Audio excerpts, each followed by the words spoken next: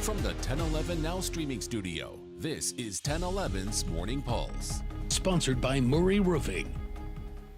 Good morning. This is Craig Allison with your Morning Pulse for Friday, April 4th. Our first story this morning.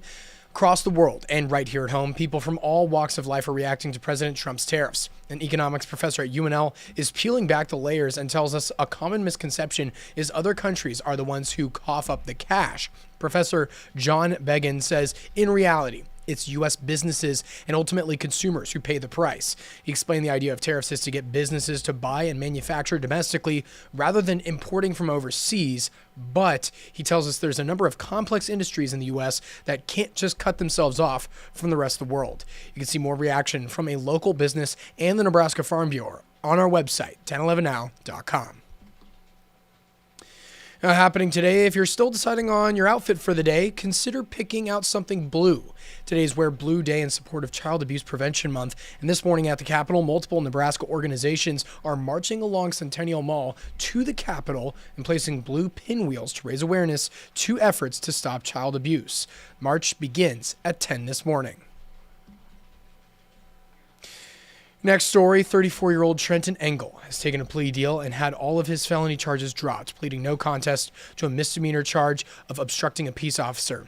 This after he held his girlfriend hostage last September just outside of Lincoln and is accused of violating a protection order against the same woman a little more than 2 weeks later in Waverly. He was arrested after a chase in which investigators say he rammed several cruisers while trying to get away. His sentencing is set for June 16th. Fourth story, in late fall of this year, the Nebraska Secretary of State, Bob Evnen, will go on a trade mission to the Middle East and North Africa. Except for late October and early November, the delegation will go to both Israel and Egypt. They will promote agricultural and medical technology advancements in the state.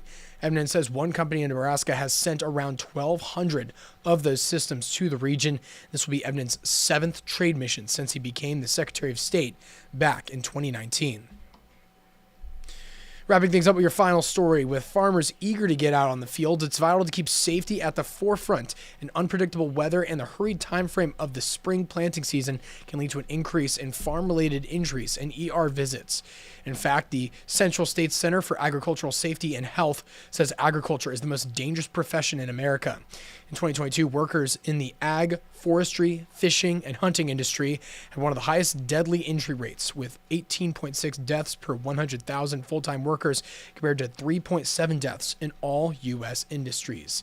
CHI worker tells us just to try to eliminate distractions while working with dangerous equipment can eliminate a lot of those injuries. That's your Morning Pulse for this Friday morning. We'll wrap things up with a look at your 7-day forecast.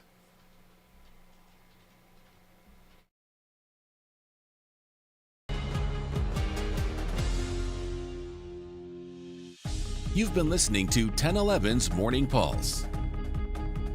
Watch, listen, stream on the 1011 Now app, on YouTube, or wherever you get your podcasts.